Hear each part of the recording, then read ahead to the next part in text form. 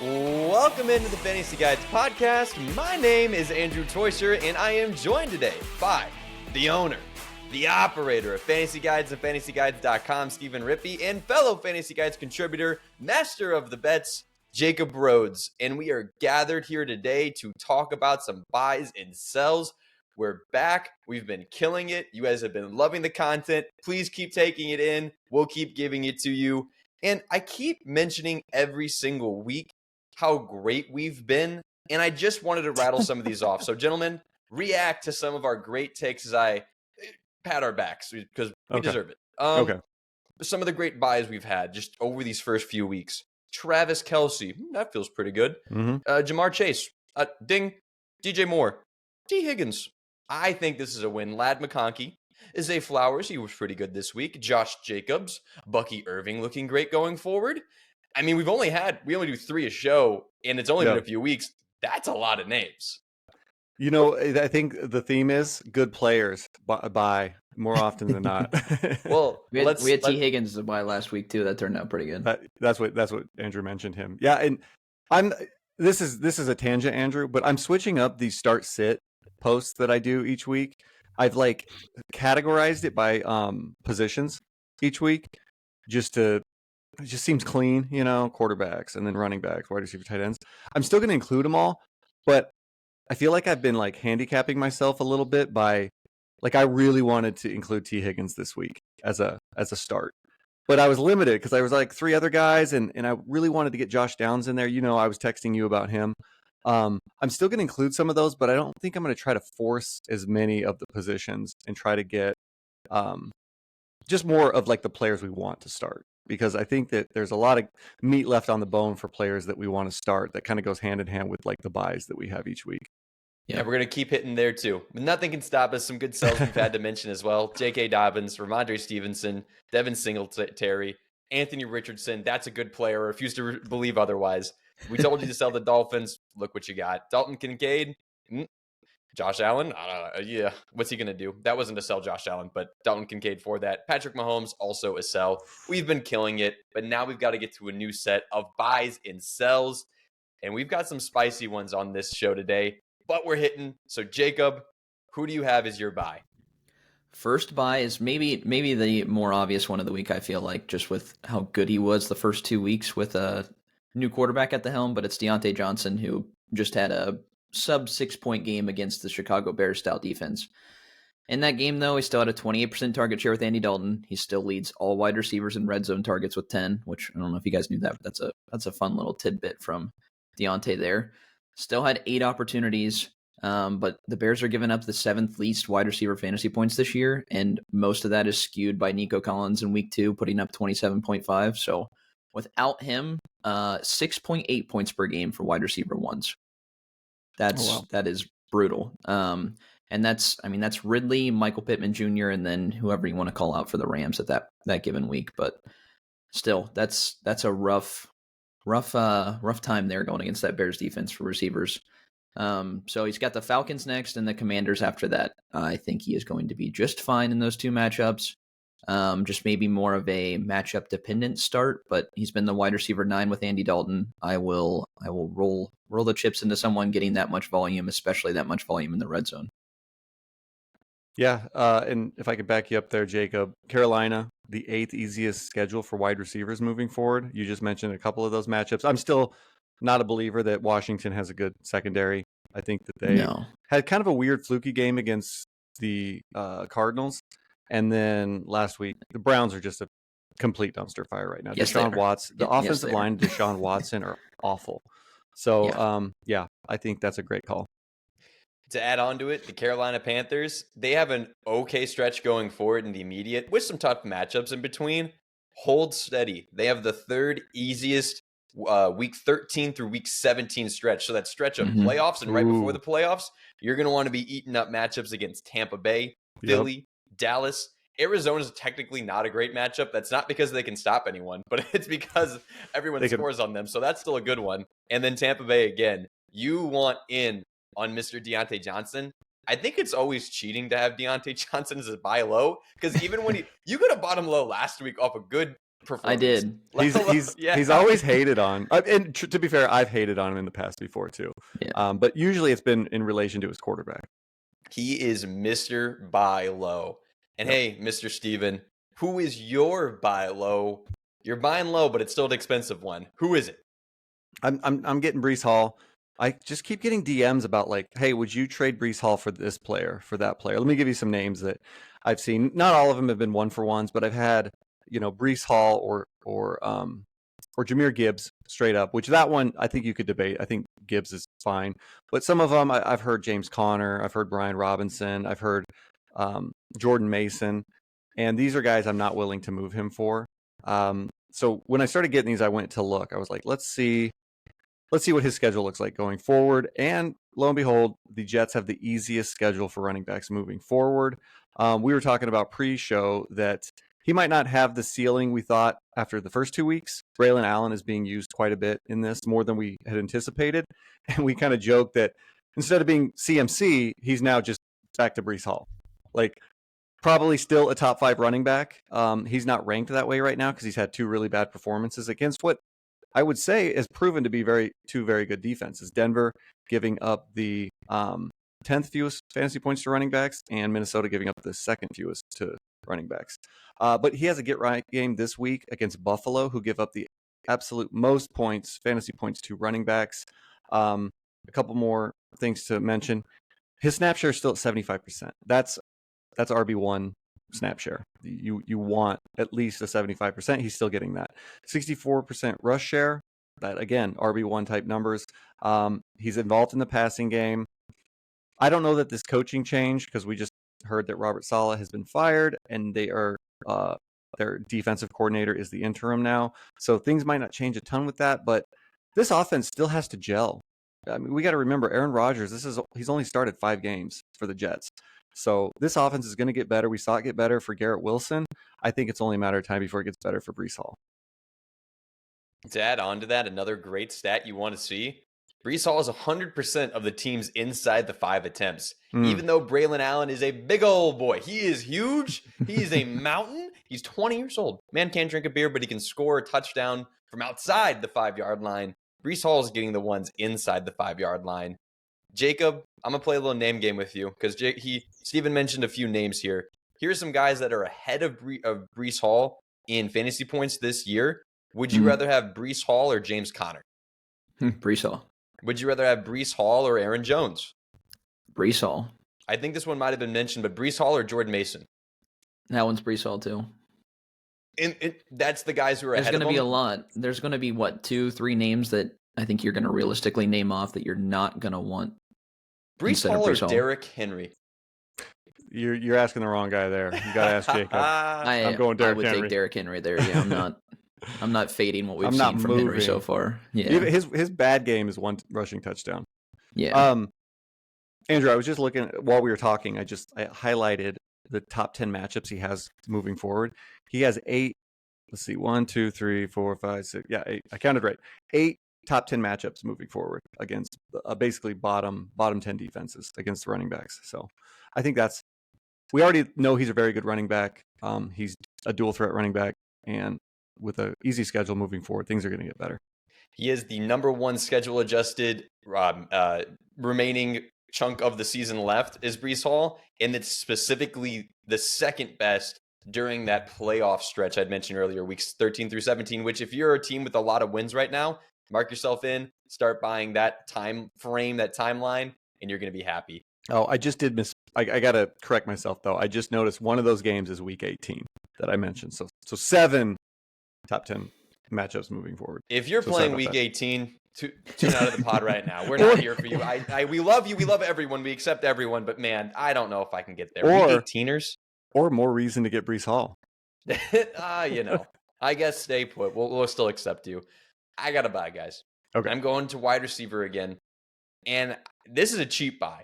I don't always want to go with these big flashy names. I had a number of names I was ready to rattle off today in terms of buys. I really like buying DK Metcalf, Bears wide receivers. They're kind of expensive buying all of them. Bijan Robinson, Devon Achane. A lot of guys I want to buy. This is the cheapest one I had. Jordan Addison needs to be a buy on your radar.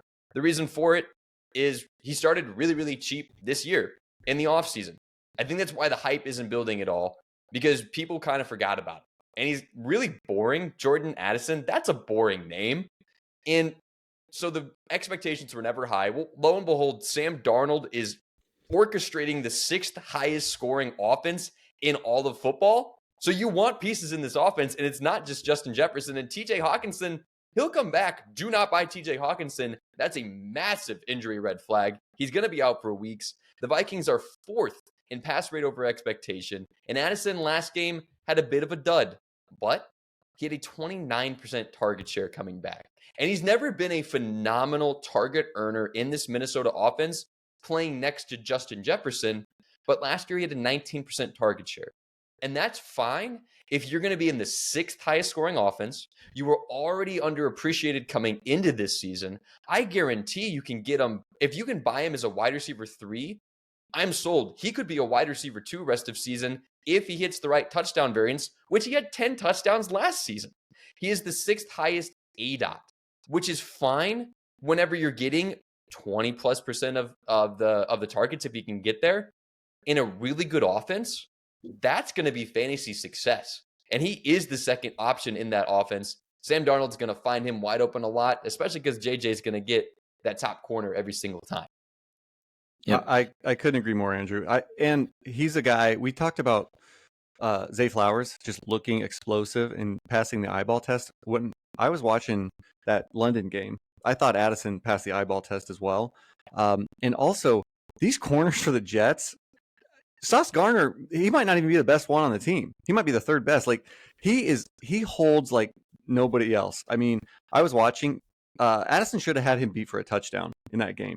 And Gardner just held his jersey, got called for a PI on the play. But also Michael Carter, really good defender, at least from what I saw. At least in that game, he was. DJ Reed, really good. So this was a very tough matchup for him. Even Justin Jefferson struggled in this one. So I like that one, and I just pulled it up while you were talking about him because I hadn't prior to the show, but we just talked about Diontae Johnson with the 8th easiest schedule. Minnesota for wide receivers has the 9th easiest schedule. So he does have a nice juicy schedule coming up soon too. And this is a perfect time to buy because they're on bye. Speaking of bye, they're on bye this upcoming week. That is the best time to get a player, regardless, because usually, especially if it's a team that's struggling, those are the times to target.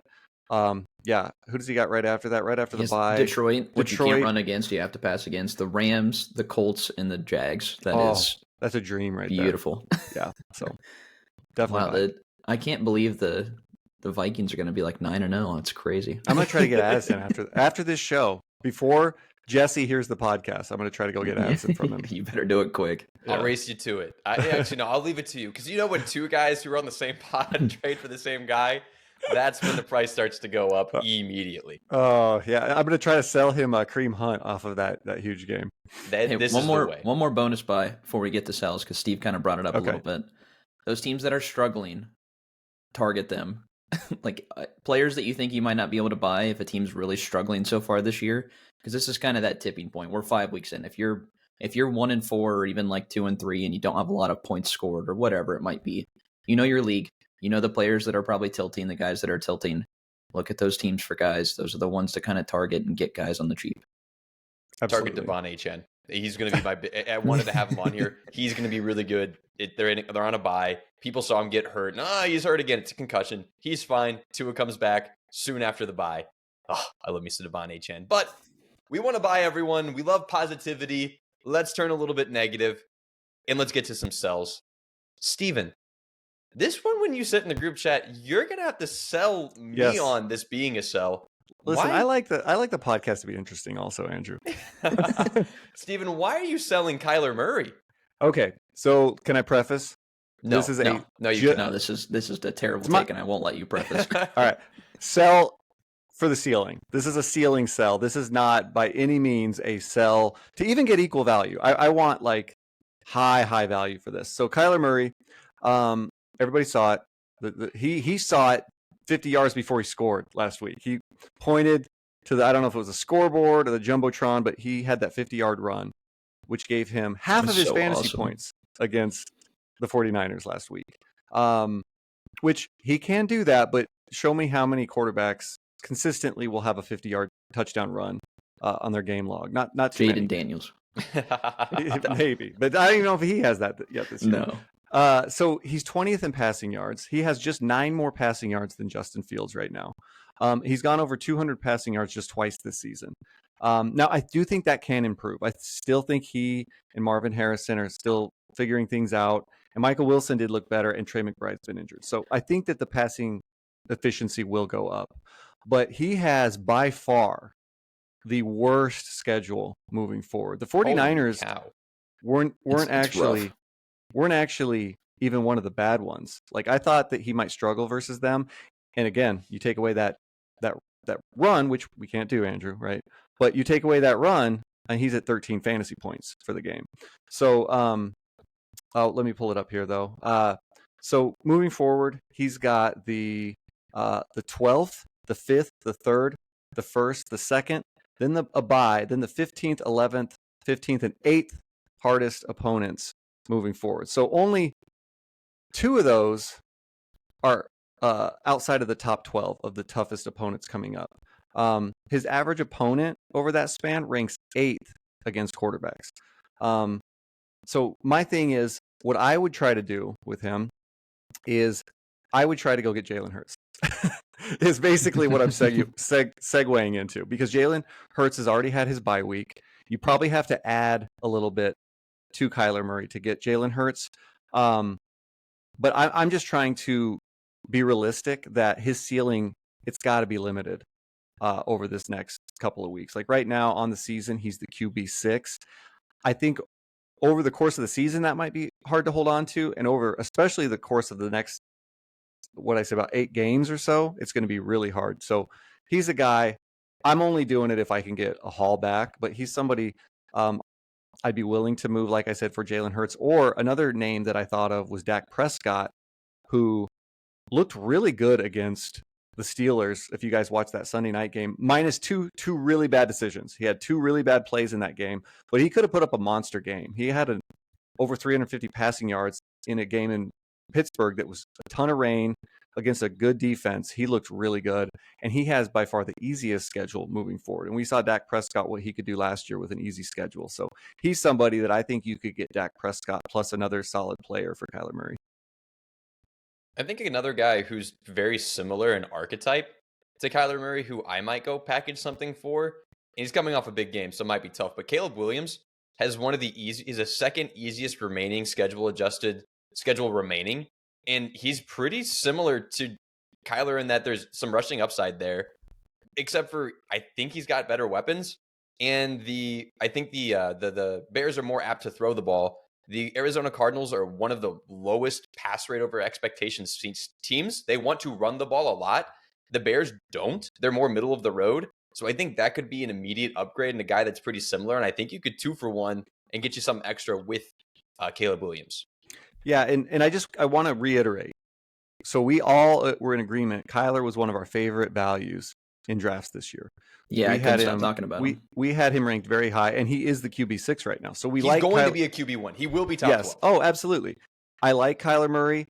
He's not been quite as good as I thought he was going to be. And now that we have more data on all the defenses, I mean, it's a brutal stretch coming up.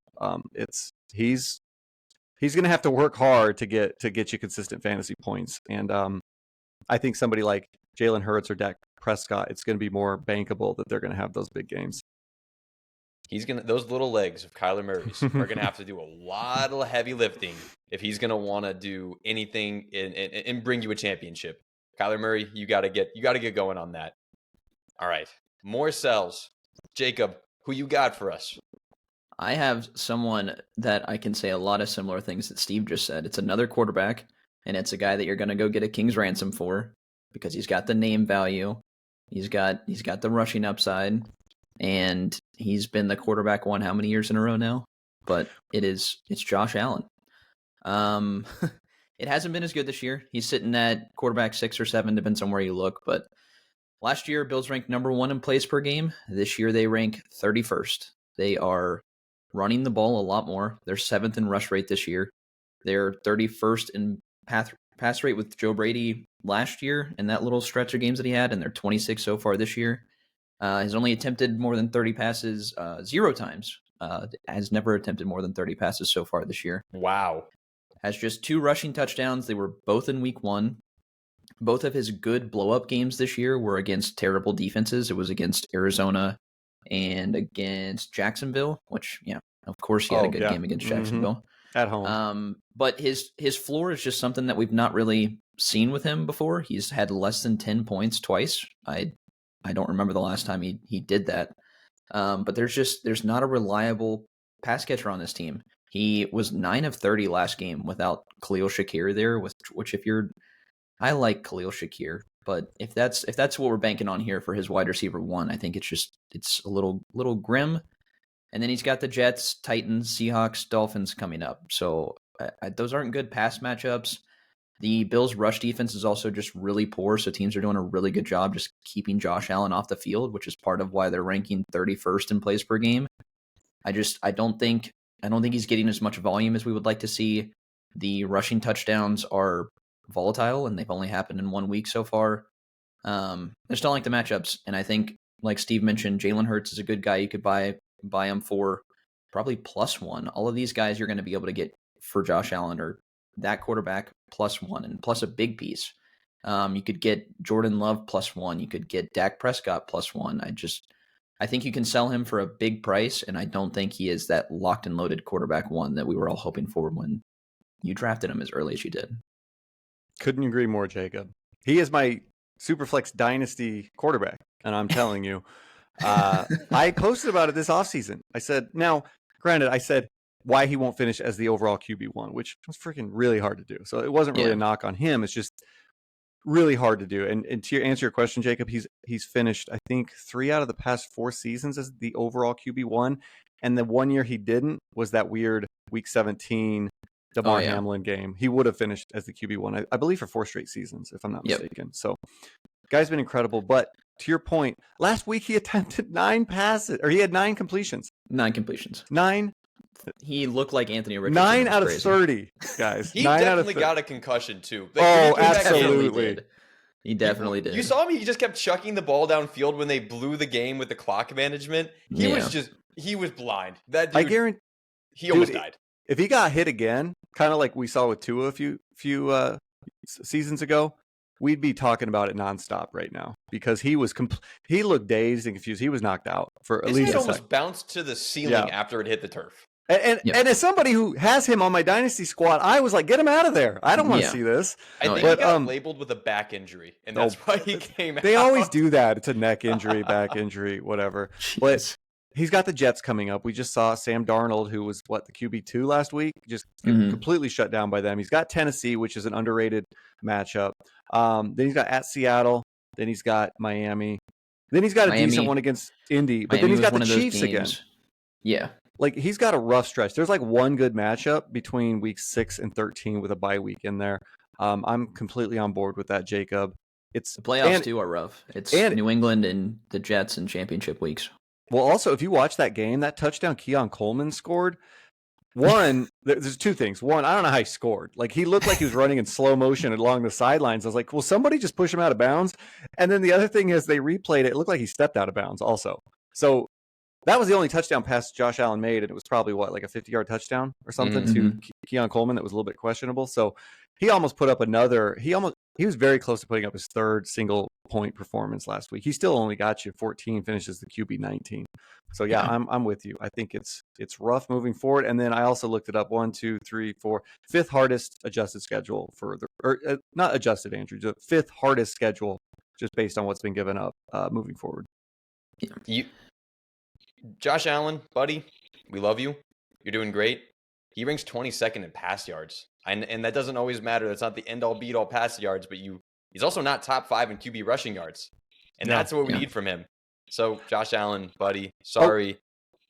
Let me pin one more thing in there. If you saw Sean McDermott, the way he handled the end of that game with the clock management, that's enough for me on its own. We could have just said that. Like, bad coaching. First in plays per game last year, 31st this year.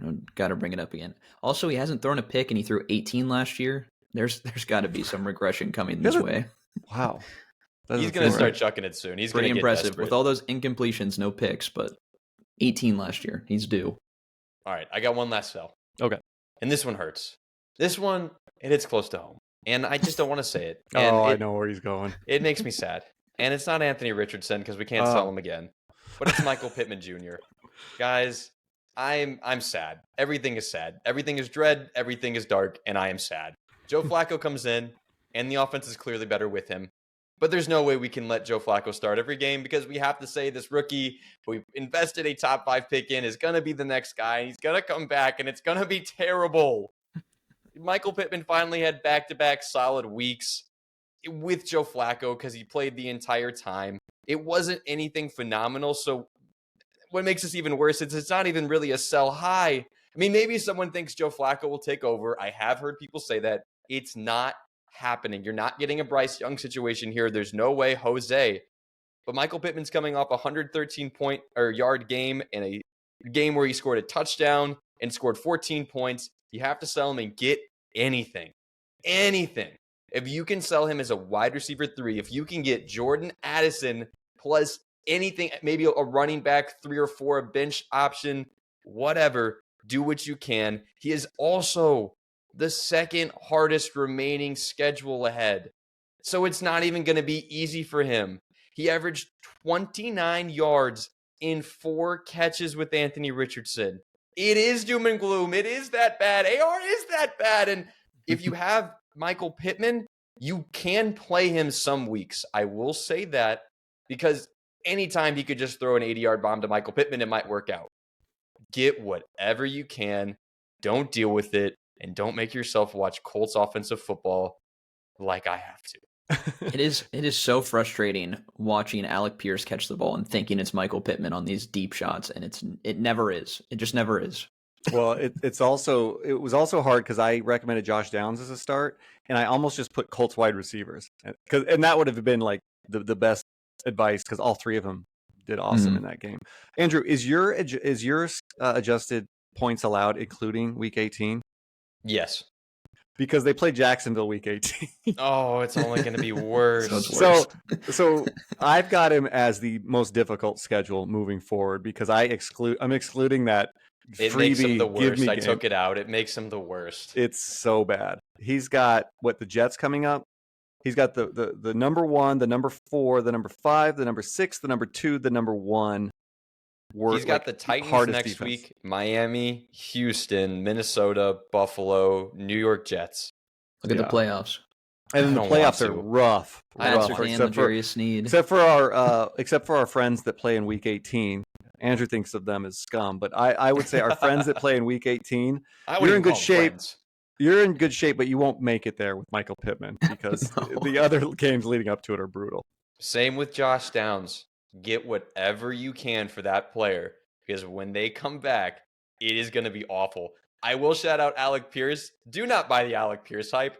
Yeah, no. I mean, I guess you can put him in every single week and he might catch a deep bomb. If he doesn't do it, you're getting nothing. He had 3 catches for 134 yards and a touchdown. Those all came within the last 5 minutes of the game when it was garbage time. But Flacco hit all 3 of those passes and made it no longer garbage time. It's bad. I won't stand for this Pierce slander. Okay, this guy. Oh man, just get the ball in his hands. Apparently, he's just not getting the ball enough. No, maybe he's not getting open. I don't know, but with the ball in his hands, the guy's dynamite. He has 2 games of 100+ yards, and in those games, his yards per catch were 41 and 44 yards per catch. Oh my gosh. Oh man. He's at the top of the league in receiving yards, but I think he's like out of the top 100 in receptions. It's just insane. Yeah, it's doom and gloom. I'm sad. The offense is bad. Jonathan Taylor, though, do not wean off of that. He's actually legit. That's going to keep paying off. Gentlemen, we'll end it on the low note there.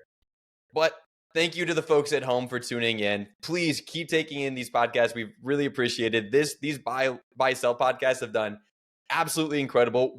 I've showed you again our report card. We are giving you the right buys and sells. I think that's why everyone keeps coming back. Hit that like and subscribe button below. If you like the content, that's the best thing you can do for us. It helps us really get out there. If you're listening on Spotify, Apple Podcasts, anything audio only, please rate, review the show. It helps more than anything else you could possibly imagine. Get you a weekly season guide from thefantasyguides.com. It's less than a large pizza, and you get all of these stats that we keep mentioning. Follow our page on Instagram, X, TikTok, everywhere at Fantasy Guides. I'm Andrew Toysher. That's Stephen Rippey. That's Jacob Rhodes. Say goodbye to the friends at home. Bye, friends. Good luck this week. Peace.